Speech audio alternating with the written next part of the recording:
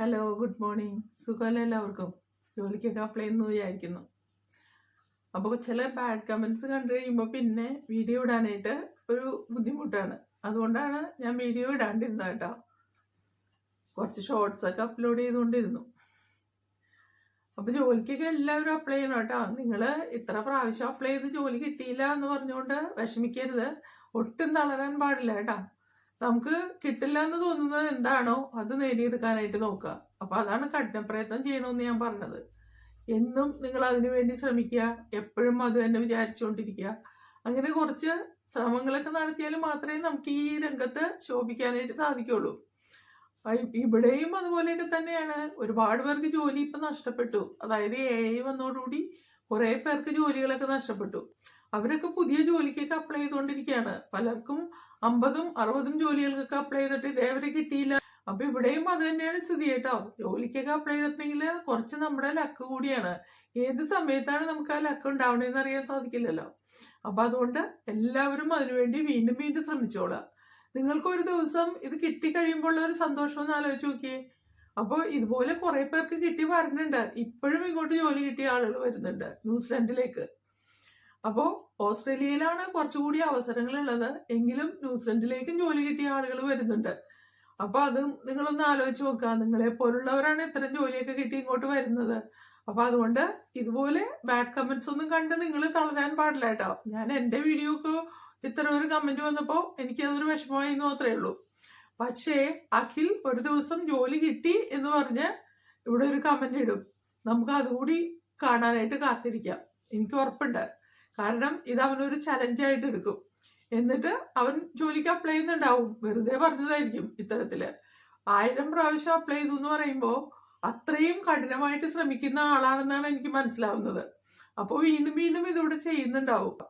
അപ്പൊ അതുപോലെ തന്നെ നിങ്ങളും ചെയ്തോളണം കേട്ടോ. നിങ്ങളെ നിരുത്സാഹപ്പെടുത്താനായിരിക്കാം ഒരു പക്ഷേ അഖിൽ അങ്ങനെ ഒരു കമന്റ് ഇട്ടത്. അപ്പൊ അത് ആരും നിരുത്സാഹപ്പെടേണ്ട ആവശ്യമില്ല. നമുക്ക് അഖിലിന്റെ ഒരു പോസിറ്റീവ് കമന്റിനായിട്ട് ഇവിടെ കാത്തിരിക്കാം. അപ്പൊ എന്തായാലും എല്ലാവരും ജോലിക്കൊക്കെ അപ്ലൈ ചെയ്ത് കൊടുക്കുക. ഇനി 40 വയസ്സൊക്കെ കഴിഞ്ഞവരാണ് നിങ്ങളെങ്കിലേ നിങ്ങൾ നിങ്ങളുടെ കുട്ടികളെ ഇത്തരം രാജ്യങ്ങളിലേക്ക് വിദ്യാഭ്യാസത്തിനായിട്ട് ഇങ്ങോട്ട് സ്റ്റഡി വിസ എഴുതി ഇങ്ങോട്ട് വിടുക. നിങ്ങൾക്ക് ഗ്രാൻഡ് പാരൻസ് ആയിട്ടോ അല്ലെങ്കിൽ അവരുടെ സ്പോൺസർഷിപ്പിലോ ഇങ്ങോട്ട് വരാനായിട്ട് സാധിക്കും. അപ്പൊ നിങ്ങളുടെ ആഗ്രഹവും സാധിക്കും. നിങ്ങളുടെ കുട്ടിക്ക് ഒരു ഫ്യൂച്ചറും ഉണ്ടാവും. പിന്നെ വേറൊന്ന്, ഇങ്ങോട്ട് പോരുന്നതിന് മുമ്പ് കുട്ടികളോട് പറഞ്ഞ് മനസ്സിലാക്കുക. ഇതിനു വേണ്ടി കൂടിയാണ് ഞാൻ നിനക്ക് ഈ സ്റ്റഡി വിസ എടുക്കുന്നത്. അതായത് അവസാനം ഇത് പഠിച്ച വലിയ ആളൊക്കെ ഈ ജോലിയൊക്കെ കിട്ടി ഇവിടെ റെസിഡൻസി ഒക്കെ കിട്ടി കഴിയുമ്പോഴേക്കും സ്വഭാവം മാറാൻ പാടില്ലല്ലോ. അത് മാറാൻ പാടില്ല എന്ന് ആദ്യം തന്നെ പറഞ്ഞ് മനസ്സിലാക്കിയിട്ട് വേണം ഇത്രയും ലക്ഷക്കണക്കിന് രൂപ നിങ്ങൾ മുടക്കാനായിട്ട്. അതുകൂടി മനസ്സിൽ വെച്ചോളണം. കുട്ടികളെ അപ്പോൾ വിദ്യാഭ്യാസം ചെയ്യിക്കുമ്പോൾ ഭാവിയിൽ AI വന്നിട്ടുണ്ടെങ്കിൽ അതിലൂടെ ജോലി നഷ്ടപ്പെടാൻ സാധ്യതയില്ലാത്ത കോഴ്സുകളിലേക്ക് അവരുടെ ഇൻട്രസ്റ്റ് തിരിച്ചുവിടണം. അതായത് അവർക്ക് ഇന്ന ആളാവണമെന്നൊക്കെ ഒരു ആഗ്രഹം ഉണ്ടാവും. SSLC കഴിയുമ്പോൾ തന്നെ അവരുടെ അംബീഷൻ അവരോട് നിങ്ങളോട് പറഞ്ഞിട്ടുണ്ടാവും. പക്ഷെ നിങ്ങൾ ആ മേഖലയുടെ പ്രാധാന്യം ഒന്ന് സെർച്ച് ചെയ്ത് കണ്ടെത്തുക. എന്നിട്ട് ഭാവിയിൽ കൂടുതൽ ജോലി കിട്ടാൻ സാധ്യതയുള്ള കോഴ്സുകൾ പഠിപ്പിക്കുക. ഇപ്പോൾ അതിന് PGയോ അല്ലെങ്കിൽ അതിന് മുകളിൽ ഡോക്ടറേറ്റോ ഒക്കെ എടുക്കേണ്ട ആവശ്യമൊന്നുമില്ല. വെറും ഒരു ഡിപ്ലോമ കോഴ്സ് പാസ്സായിട്ട് നിങ്ങൾക്ക് മതിയായിട്ടുള്ള എക്സ്പീരിയൻസ് ഉണ്ടെങ്കിൽ തന്നെ നിങ്ങൾക്ക് ഇതുപോലുള്ള രാജ്യങ്ങളിലേക്ക് ജോലിക്ക് വന്നെത്താനായിട്ട് കഴിയും. അപ്പോൾ PG ഒക്കെ എടുക്കണമെന്ന് പറയുന്നത് എന്താണെന്ന് വെച്ചാൽ നിങ്ങൾ PR വിസയ്ക്ക് അപ്ലൈ ചെയ്യുമ്പോൾ പോയിന്റ്സ് കൂടുതൽ കിട്ടുന്നതിന് വേണ്ടിയാണ്. അപ്പോൾ കൂടുതൽ ഡിഗ്രി കൂടുന്തോറും പോയിന്റ്സ് കൂടുതൽ കിട്ടും. 65 പോയിന്റ്സ് വേണം ഓസ്ട്രേലിയയിലേക്ക് പോകാനായിട്ട് മിനിമം പോയിന്റ്സ്. അപ്പൊ അത് കിട്ടാൻ വേണ്ടിയിട്ടാണ് അങ്ങനെ എഡ്യൂക്കേഷൻ കൂടുതൽ വേണമെന്ന് പറയുന്നത്. അപ്പൊ അത് മനസ്സിൽ വെച്ചോളാം. ഒരുപാട് ലക്ഷക്കണക്കിന് രൂപയൊക്കെ മുടക്കി പഠിക്കേണ്ട ആവശ്യമൊന്നുമില്ല കേട്ടോ. നിങ്ങൾ നാട്ടില് ഒരു ഡിപ്ലോമ കോഴ്സ് ചെയ്താലും അതിൽ എക്സ്പീരിയൻസ് ഉണ്ടെങ്കിലും, ഫോർ എക്സാമ്പിൾ ആയിട്ട് ഓട്ടോമൊബൈൽ എഞ്ചിനീയറിംഗ്, അത് എഞ്ചിനീയറിംഗ് പഠിച്ചവരും അതുപോലെ തന്നെ ഡിപ്ലോമ കോഴ്സ് പാസ്സായവർക്കും ഒരേ ചാൻസ് ആണെന്ന് നമുക്കിവിടെ കാണാം. അപ്പൊ അവർക്ക് മതിയായിട്ടുള്ള എക്സ്പീരിയൻസ് ഉണ്ടെങ്കിൽ അവർക്ക് വർക്ക് അറിയാൻ സാധിക്കും. അപ്പൊ ആ വർക്കില് കൂടുതൽ എക്സ്പീരിയൻസ് കൂടിയുണ്ട്. അപ്പൊ നിങ്ങൾക്ക് ജോലി കിട്ടാനുള്ള ചാൻസ് കൂടുതലാണ്. ഒരു എക്സാമ്പിൾ ഞാൻ പറഞ്ഞതേ ഉള്ളൂ. ഇങ്ങനെ പല ഫീൽഡുകളും ഉണ്ട്. ഭാവിയിൽ ജോലി നഷ്ടപ്പെടാൻ സാധ്യതയില്ലാത്ത കോഴ്സുകളെ കുറിച്ച് വേണം ചിന്തിക്കാൻ. അതേക്കുറിച്ച് കുട്ടികളെ പറഞ്ഞ് മനസ്സിലാക്കുക. അപ്പൊ അവർക്ക് അവരുടെ അംബീഷൻ ഒന്ന് ചേഞ്ച് ചെയ്യാനായിട്ട് അത് അവരെ സഹായിക്കും. അപ്പോൾ അതിൽ അവർക്ക് ഇൻട്രസ്റ്റ് വരും. എന്നിട്ട് അത്തരം കോഴ്സുകളിൽ വേണം കുട്ടികളെ ചേർക്കാനായിട്ട്. അപ്പോൾ കുട്ടികൾ മുഖേനയും നിങ്ങൾക്ക് ഈ രാജ്യങ്ങളിൽ വന്നെത്താം. ഇനി വയസ്സാങ്കാലത്ത് ഈ രാജ്യത്ത് വന്നെത്തിയാൽ എന്താ ഗുണമെന്ന്, ഇപ്പോൾ പെർമനന്റ് റെസിഡൻസി എന്ന് പറയുന്നത് വരുന്നത് കുറച്ച് കണ്ടീഷനിലാണ്. ആ 5 വർഷം കഴിയുമ്പോൾ കണ്ടീഷൻ മാറും. അപ്പോൾ വീണ്ടും 2 വർഷം കഴിയുമ്പോൾ നിങ്ങൾക്ക് PR വിസയ്ക്ക് അപ്ലൈ ചെയ്യാം. അപ്പോൾ ആ PR വിസ കിട്ടിക്കഴിഞ്ഞിട്ടുണ്ടെങ്കിൽ ഇവിടുത്തെ എല്ലാ ബെനിഫിറ്റും നമുക്കിവിടെ കിട്ടും. വയസ്സാങ്കാലത്ത് നമ്മൾ കിടന്ന് ബുദ്ധിമുട്ടേണ്ട ആവശ്യമില്ല. നമ്മുടെ കയ്യിൽ കാശില്ല, അല്ലെങ്കിൽ മറ്റ് സൗകര്യങ്ങളില്ല, ഇതൊന്നും ഓർത്ത് വിഷമിക്കേണ്ട യാതൊരു ആവശ്യമില്ല. എല്ലാം നമുക്ക് ഗവൺമെൻറ് വക ഇവിടെ കിട്ടും. ജോലി ചെയ്യുന്നവരുടെ കയ്യിൽ നിന്നും 30% ടാക്സ് കൂടി ഈടാക്കുന്നുണ്ട് കേട്ടോ. ആ ടാക്സ് ഇത്തരത്തിലുള്ള PR വിസ ഹോൾഡേഴ്സിനും അതുപോലെ സിറ്റിസൺസിനും ആയിട്ട് ഗവൺമെന്റ് ഇവിടെ ചെലവാക്കുകയാണ് ചെയ്യുന്നത്. ഇവിടെ ജനങ്ങൾക്ക് എത്രമാത്രം സൗകര്യം ചെയ്തു കൊടുക്കാമെന്നാണ് ഗവൺമെന്റ് ഇവിടെ ചിന്തിക്കുന്നത്. അപ്പൊ ഇതുപോലെ ഞാൻ ഒരിക്കലും ഇന്ത്യയിൽ കണ്ടിട്ടില്ല കേട്ടോ. ഇവിടെ വന്നപ്പോഴാണ് ഗവൺമെന്റ് ഓരോ കാര്യത്തെക്കുറിച്ച് നമുക്കിവിടെ ഇമെയിൽ അയക്കും.